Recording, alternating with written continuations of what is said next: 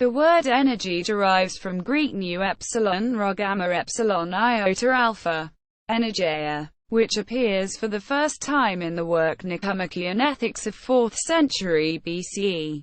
The concept of energy emerged from the idea of vis viva, living force, which Leibniz defined as the product of the mass of an object and its velocity squared.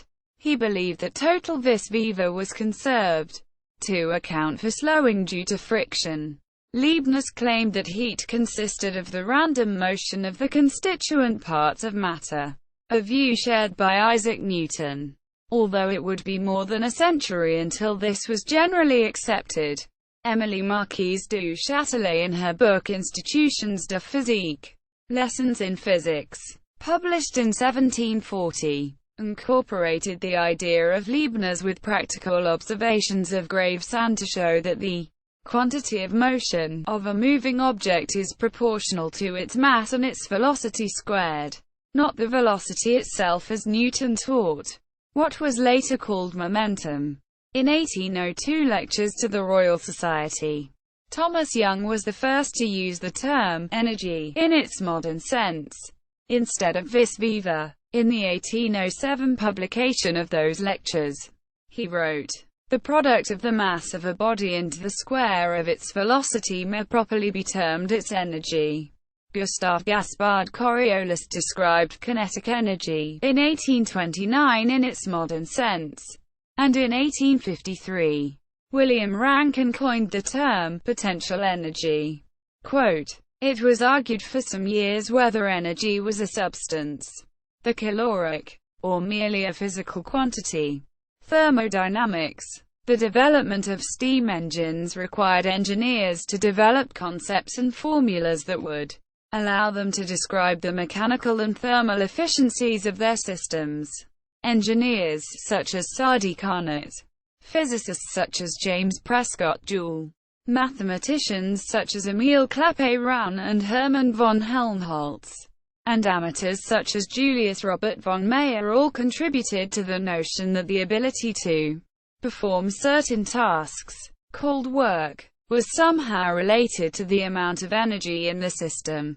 In the 1850s, Glasgow professor of natural philosophy William Thomson and his ally in the engineering science, William Rankine, began to replace the older language of mechanics with terms such as actual energy, kinetic energy, and potential energy. William Thomson, Lord Kelvin, amalgamated all of these laws into the laws of thermodynamics, which aided in the rapid development of explanations of chemical processes using the concept of energy by Rudolf Clausius, Josiah Willard Gibbs and Walter Nernst.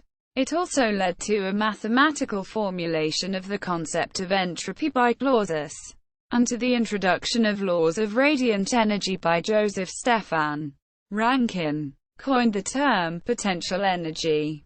In 1881, William Thomson stated before an audience that the very name energy, though first used in its present sense by Dr. Thomas Young about the beginning of this century, has only come into use practically after the doctrine which defines it had been raised from mere formula of mathematical dynamics to the position it now holds of a principle pervading all nature and guiding the investigator in the field of science. Over the following 30 years or so, this newly developing science went by various names, such as the dynamical theory of heat or energetics, but after the 1920s generally came to be known as thermodynamics, the science of energy transformations. Stemming from the 1850s development of the first two laws of thermodynamics, the science of energy have since branched off into a number of various fields, such as biological thermodynamics and thermoeconomics, to name a couple, as well as related terms such as entropy, a measure of the loss of useful energy, or power, an energy flow per unit time, etc. In the past 2 centuries, the use of the word energy in various non-scientific vocations, e.g., social studies, spirituality and psychology, has proliferated the popular literature.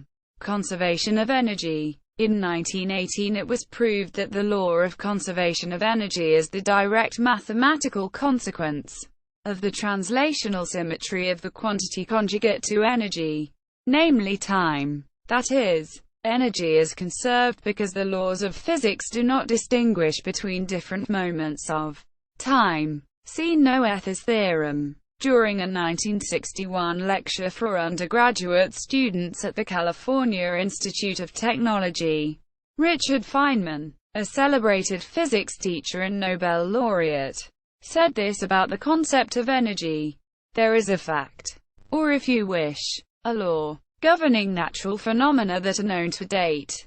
There is no known exception to this law. It is exact so far we know. The law is called conservation of energy. It states that there is a certain quantity, which we call energy, that does not change in manifold changes which nature undergoes. That is a most abstract idea, because it is a mathematical principle. It says that there is a numerical quantity, which does not change when something happens. It is not a description of a mechanism, or anything concrete.